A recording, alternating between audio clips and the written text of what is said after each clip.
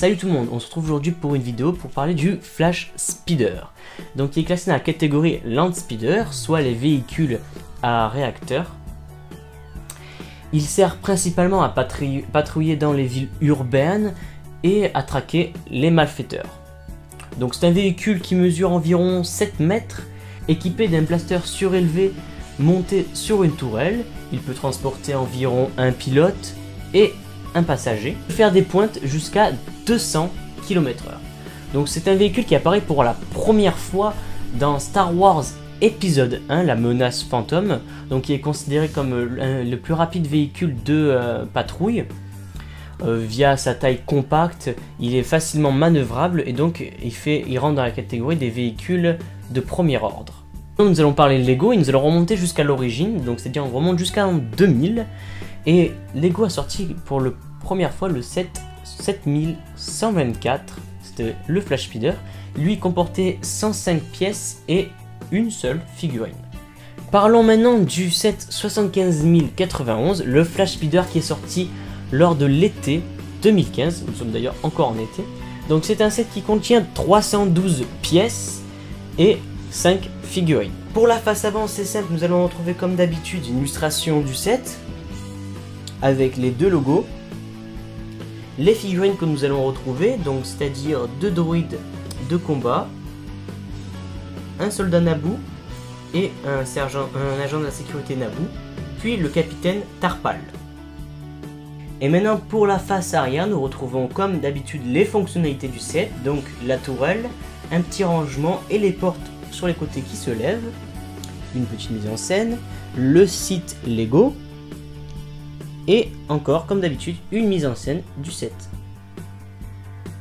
Et pour finir, une petite illustration qui regroupe les 5 figurines.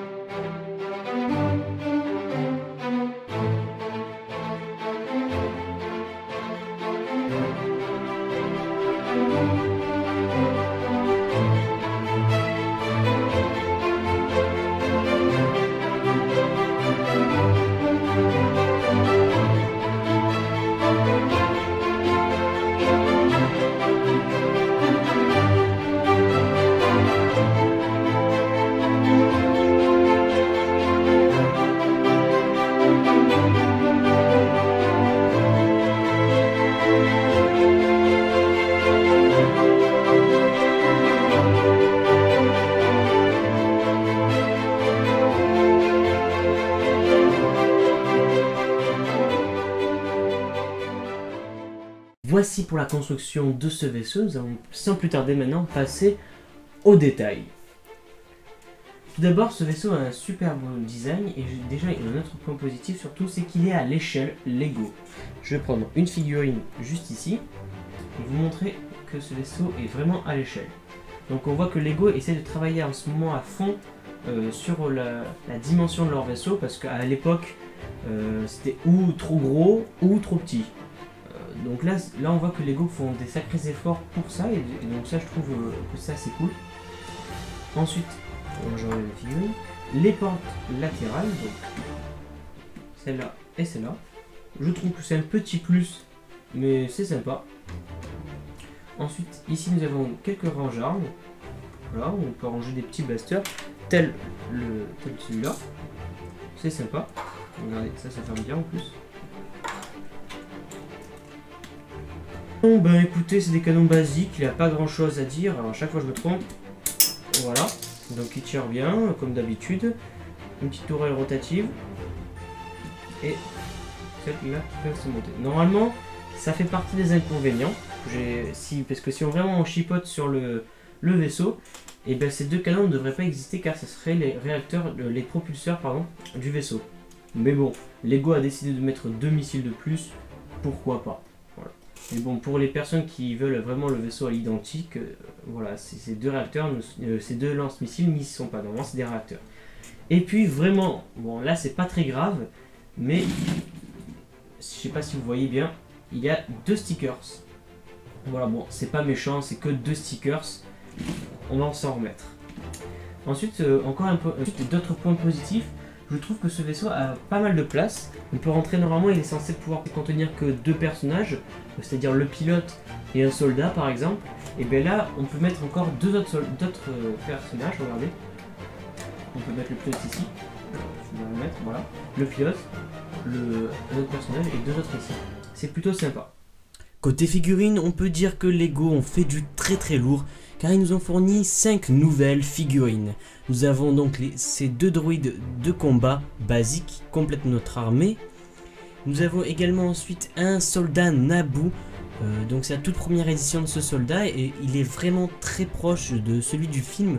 J'étais impressionné quand j'ai vu ce soldat, d'ailleurs voici une image, comme vous voyez sa ressemblance. Puis nous avons un autre soldat, un autre agent spécial de Naboo, donc lui il était déjà sorti lors du dernier MTT, mais bon c'est toujours bien d'en avoir un nouveau.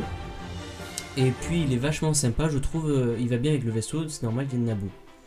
Et puis la figurine maîtresse du set, je trouve, c'est le capitaine Tarpal, qui est vraiment super. Moi j'ai trouvé que cette figurine était vachement mieux que le Jar Jar Binks que nous avons eu en janvier 2015.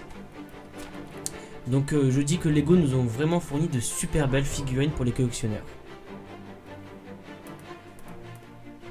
Pour conclure cette vidéo, je tiens à vous dire que je trouve ce vaisseau vraiment super, car je trouve vraiment beau déjà, l'esthétique, tout ça. Les figurines, ben, ils nous donnent 3 nouvelles figurines, à part celle-là qui est sortie lors d'un set, mais bon, qui coûtait assez cher, donc là maintenant on l'a dans un set un peu moins cher. Et 2 droïdes qui complètent notre armée droïde. Par contre, malgré un de ses gros défauts qui coûte, c'est son prix. Ça, c'est un problème de Lego. Là, vraiment, son prix est vraiment exagéré. 42,99 €, c'est un peu trop cher pour ce que c'est. Mais je le classe quand même parmi les meilleurs sets de l'année 2015. Merci d'avoir regardé cette vidéo jusqu'au bout. Je vous invite à vous abonner pour ne manquer aucune nouveauté sur ma chaîne. De liker la vidéo, ça me fait vraiment plaisir. Et surtout, marquez des commentaires pour me dire ce que vous pensez de ce set. Et ce que vous pensez de ma manière de m'exprimer par exemple, voilà. Et je vous dis surtout restez comme vous êtes car vous êtes super. Allez, bye tout le monde.